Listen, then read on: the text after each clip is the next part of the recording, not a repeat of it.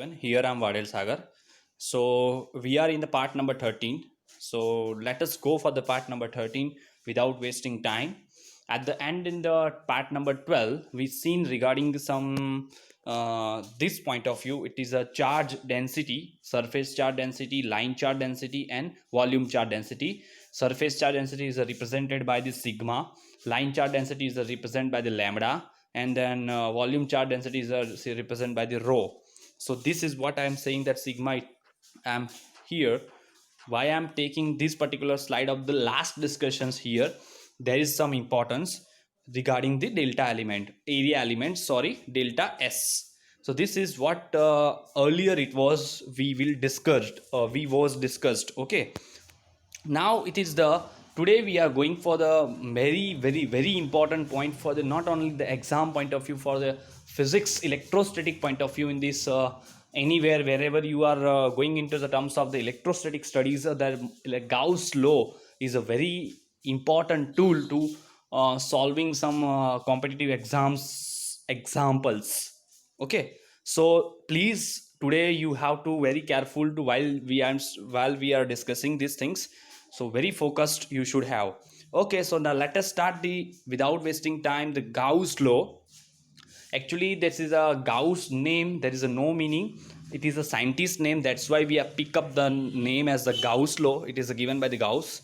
Okay, so in these present discussions we have one sphere.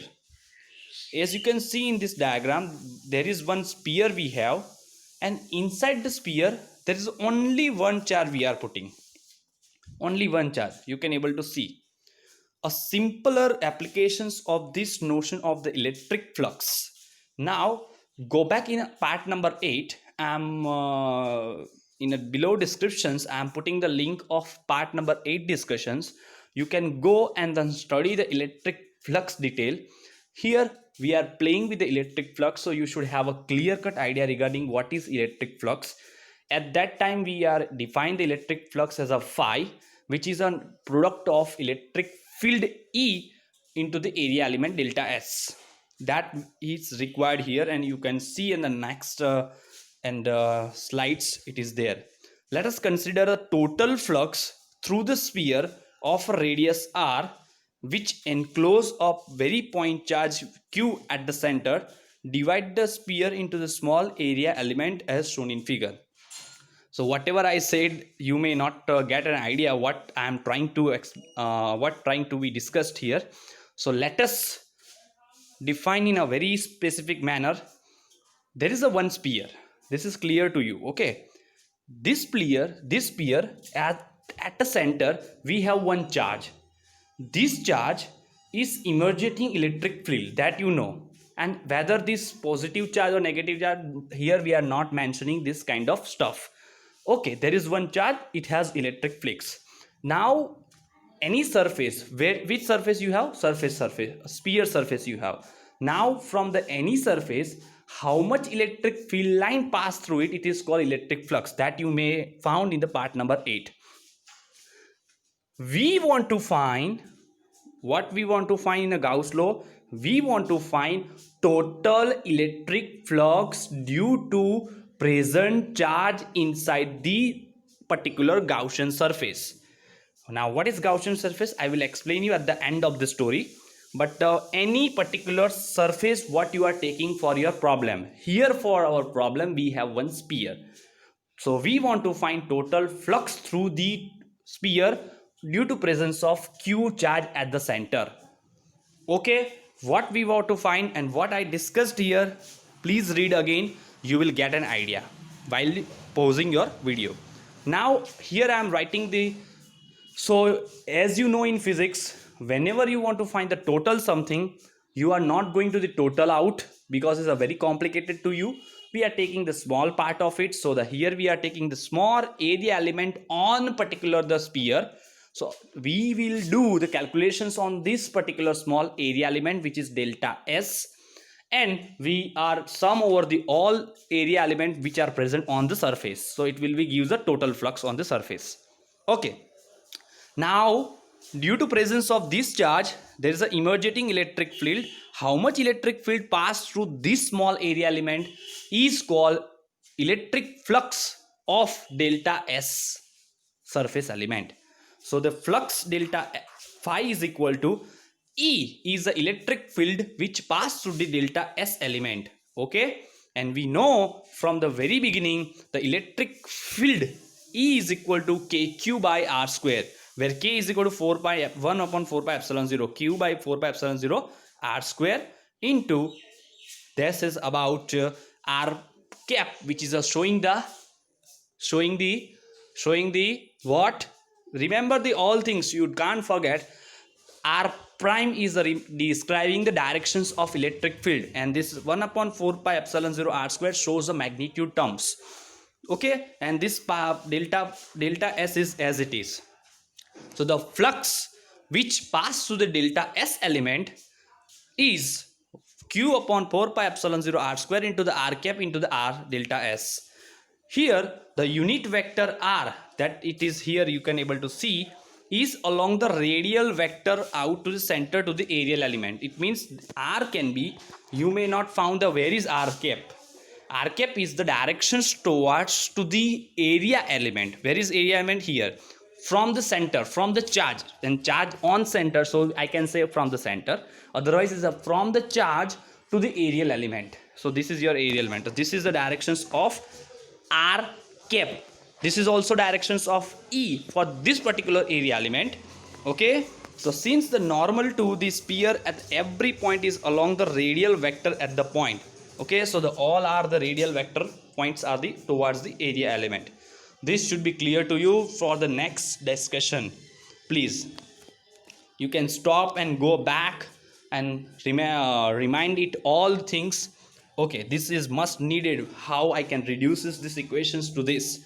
The flux through an area element delta S, delta phi is equal to E time delta S, as we seen earlier is the same equation, there is no change, q upon 4 pi epsilon 0 r square into r cap into delta S. Now this is very important part, please see. Both vector, r cap is vector as I showed you directions, and delta S is also area element. Now you may ask me, area element how it can has direction, but for that also you have to go in a part number 8. But still any surface is the likewise the directions of perpendicular to the plane of surface is the directions of area element. So this is our surface, this is a perpendicular area, so this is the directions of delta S also. So the r cap and delta S both has the same directions, and they are making the angle 0 between it, r and S. Now you may found out r and S is the dot product, and when we reduces our dot product is the going to be cos theta. So it is a r because of the lack of this symbols in a mobile version, so r delta S cos theta. Are you able to understand? Right in your way, where I write the delta you can take is the delta, and where I write the theta you can take a theta. Is it okay? So the rs cos theta, and cos theta where theta is equal to 0, as I write in below two lines, cos theta is 0 is equal to 1. So it reduces our equations to the r delta S, but r is again unit vector, so its value is magnitude is 1. So the r dot delta S is reduces to the only delta S, and without vector also, because without vector how vector to cos theta we used, so that only delta S is comes, so the only L delta. So the here to here how we reach, you are clear about it. Delta phi is equal to q upon 4 pi epsilon 0 r square into delta S. This is the flux through the small area element delta S. Now we have such type of area elements in this whole over the sphere, lots of. We have to sum over all the area elements, we have to sum all over the all area elements, sum over all delta S in the same q upon 4 pi epsilon 0 r square into delta S.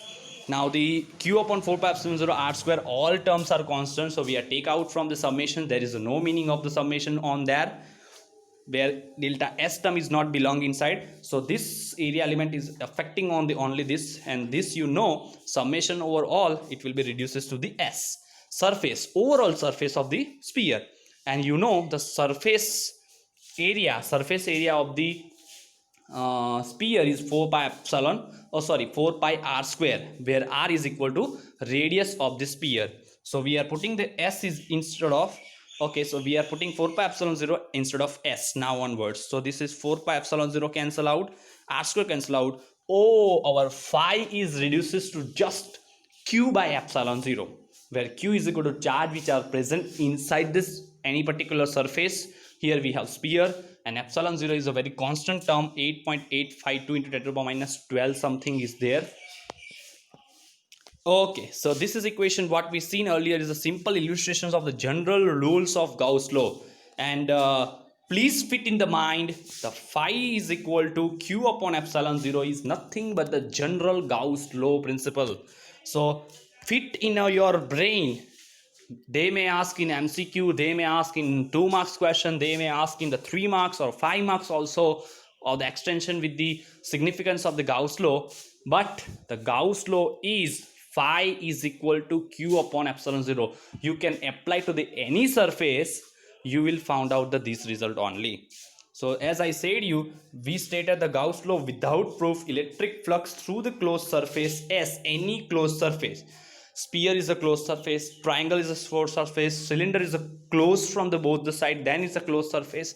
Any closed surface, and if you want to find the flux through it, it should be 0. Now it should be q upon 4 pi epsilon 0. And how it will be the 0, that also I will tell you. The q is the total charge of the enclosed by the surface S.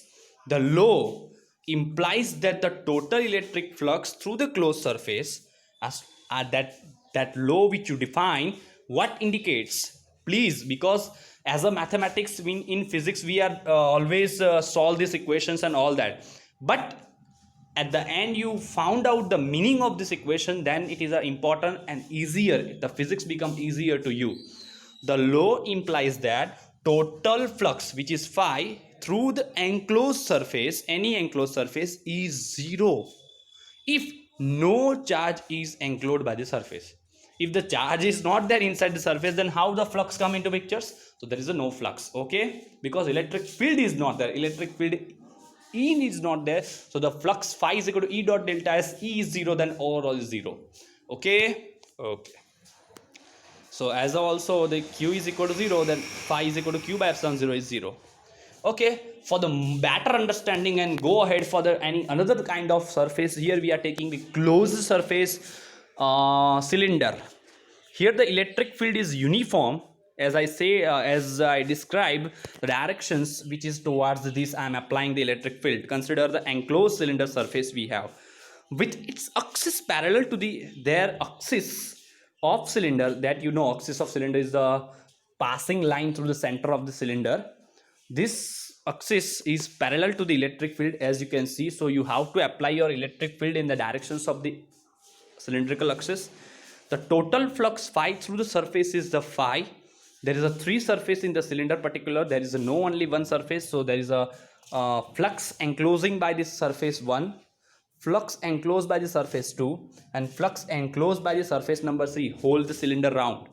Okay, so the total flux, if you want to find the total flux enclosed by the cylinder, is nothing but the phi 1, phi 2 and phi 3 respective fluxes on the particular surfaces, where phi 1, phi 2 are the represent the flux through the surface of the 1 and 2, which is a circular cross sections. The circle area is equal to pi r square. Pi r square and pi r square which is cancel out, then reduces to the same numbers. The of the closed surface, of the cylinder, the phi 3 is the flux through the curved surface of the cylinder part of the closed surface. Now the normal to the surface 3 at the every point of the perpendicular E. Now it is a very important part to understand here. Okay, tell me the area element of part number 3. Part number 3 is your likewise is a round. If you want to draw, area element is always perpendicular to the surface. Suppose it is a come to outside to the mobile. If I have a notebook, then it's come outward to the notebook, or as a mobile screen outward to you, and your electric field is your right hand side. so it makes angle 90. I'm talking about the particular the surface 3, which makes aerial element. Why I'm saying the aerial element and E element? Because if you want to find the phi 3 flux through the surface 3, then you need how much electric field is constrained it contain, and how area element it has. Then you may found out the area element of the surface 3 is come towards you. It means it is a above the mobile screen towards you. It is a, and then electric field in the right hand side, so they may makes an angle is 90, and the dot product is reduces to cos 90 is equal to 0. Then the flux through the surface number through 3 is going to be 0. Is it okay? Okay, now the rest of the two surfaces 1 and 2 both are opposite, in the sense one is the directions in this directions, area element in this directions, and E is also making this direction. So this is a E into delta S is equal to cos theta. They may makes an angle is equal to 0. Cos 0 is 1, so that whatever the terms will comes, it is a, this is positive, E delta S2. Is it okay? S2 is the area element of this.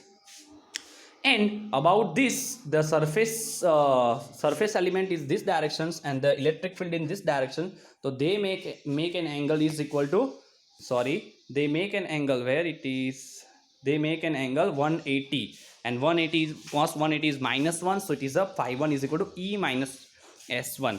And you know S1 and S2 both are the same area element SS, so the I can say phi 1 is equal to minus E time S, and phi 2 is equal to plus E time S, and one term is plus and one term is negative, so the overall is equal to 0. So I can say third area element is also not contributing. 1 and 2 they are cancelling each other, the flux, then the total flux enclosed by the cylinder is going to be 0. The where S is equal to area of the surface cross section, then the total flux is 0 as expected to the Gauss law. So the here any closed surface if you are taking now, you will find out total flux is going to be 0. That is nothing but the Gauss law. Thus whenever you find this net electric flux through the closed surface, this is a conclusion, through the surface is 0. We concluded that the total charge contained in a closed surface is 0. So total charge also going to be 0, because the flux on this side you are putting the 0.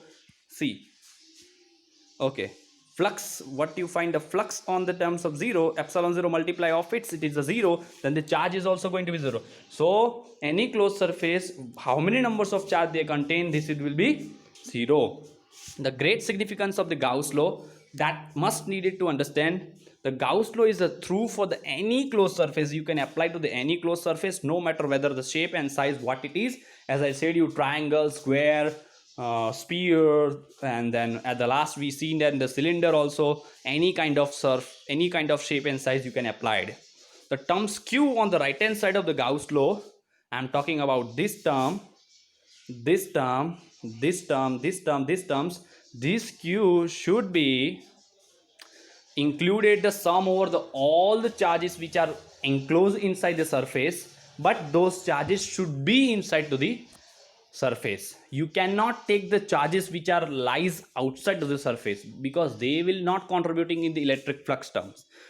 In the terms of the flux, the contribution comes by the only the inside the charge which are present inside the surface. So whenever you are taking the Q, this Q is, in our case we have only one, so that's why only we are taking Q. But when you have any surface and there is number of charges inside the surface, you have to sum over the all over the some charges, you whatever number you have, 5Q, 10Q, 1000Q, but the sum those should be inside.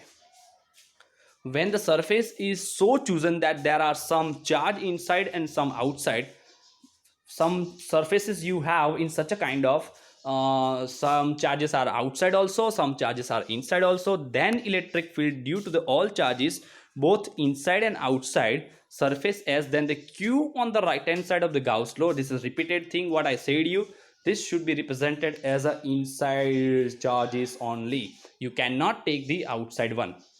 the surface that we chosen applications of the Gauss law is called Gaussian surface. As I said as I used one word at the initially, any surface where you are applying your Gauss law is the surface is named as Gaussian surface. In earlier cases we have one sphere that is also named as a Gaussian surface. In the last discussions also we have on the cylinder, this is also called Gaussian surface where the Gauss law is applicable. This is called Gaussian surface, very important for the Gauss law. Gauss law is the often used for the towards the much easier calculation. As I said you, from the electrostatic field, for the system has one symmetry. So as a cylinder also you cut it from the center, you have a two symmetric part. If you have a sphere, you can cut from the center, from the half center, you can cut from the top, bottom, side, anywhere you will cut, you may found out the symmetry. Whenever you have a symmetry, you can able to apply the Gauss law. It is a choosing for the suitable Gaussian surface. And finally, the Gaussian law is based on the inverse square law. How? Inverse square, because we initiate with the same thing. Inverse square. Okay. So based on the inverse square dependency on the distance contained by the Coulomb's law, actually the Coulomb's law interfere because E is there. Any violations of the Gauss law will indicate the dependency of the inverse square law. Thank you very much. If you have any kind of difficulty in the any part, not only the particular 13 part, I will mention the part number 8 regarding the regarding the electric flux descriptions.